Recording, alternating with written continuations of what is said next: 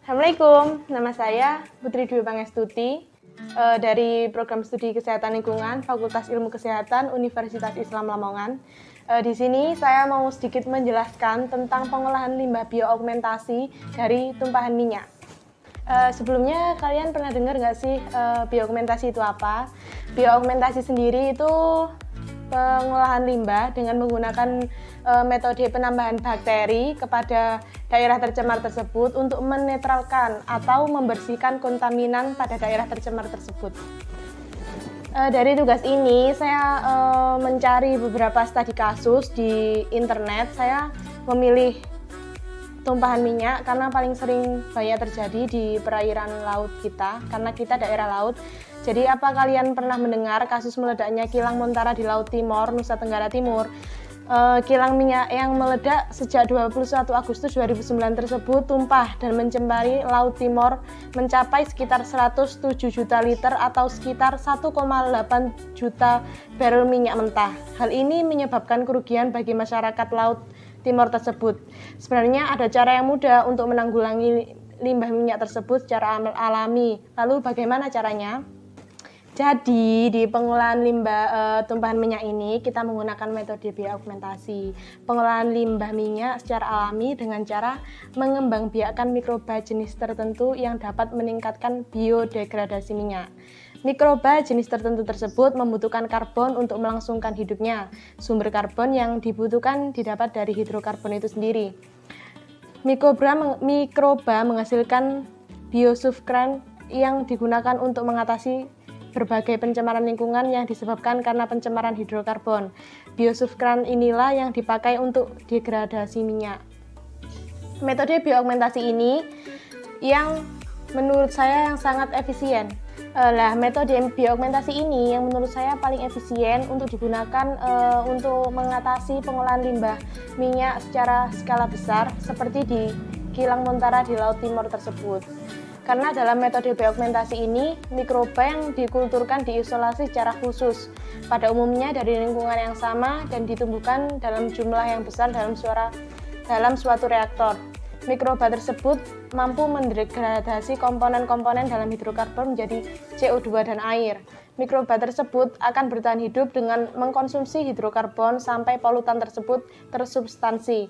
Agar proses bioaugmentasi berhasil dengan baik, maka dibutuhkan beberapa kriteria, diantaranya kemampuan mikroba untuk mencapai kontaminan, keberadaan oksigen untuk metabolisme mikroba, suhu antara 5 sampai 45 derajat Celcius, pH antara 6,5 sampai 8,5 dan penambahan nutrien.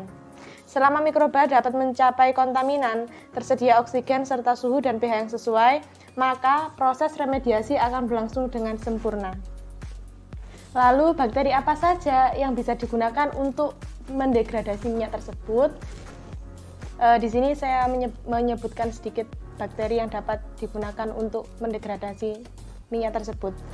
Di antaranya Acinetobacter baumannii, Alkaligenes eutrophus, Bacillus sp, Methylococcus sp, Pseudomonas diminuta, Xanthomonas albilineas, Bacillus cereus, dan Flavobacterium branchiopia.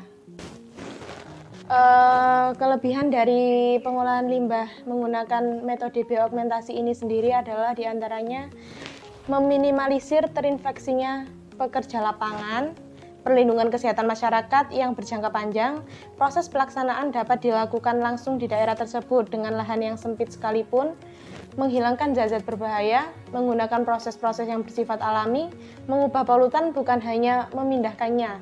Proses degradasi dapat dilaksanakan dalam jangka waktu yang cepat, relatif lebih ramah lingkungan. Metode bioaugmentasi ini merupakan salah satu cara untuk mengurangi pencemaran lingkungan yang menggunakan mikroorganisme sehingga aman dan tidak merusak lingkungan. Biaya penanganan yang relatif murah. Jadi kalian jangan beranggapan ya kalau mikroba itu merugikan untuk kita. Tanpa kita sadari banyak sekali mikroba yang menguntungkan bagi kehidupan kita. Untuk kekurangan dari metode bioaugmentasi yang menggunakan mikroba ini antara lain yaitu kita sulit atau bisa dikatakan tidak mudah untuk mengembangbiakkan bakteri atau membuat bakteri itu adaptasi hidup di dalam tempat tercemar tersebut. Jadi alasan saya untuk menggunakan bioaugmentasi dalam pengolahan tumpahan minyak ini adalah selain biaya yang relatif murah, kita dapat juga menekan pencemaran lingkungan, terus menekan terinfeksinya para pekerja di lapangan.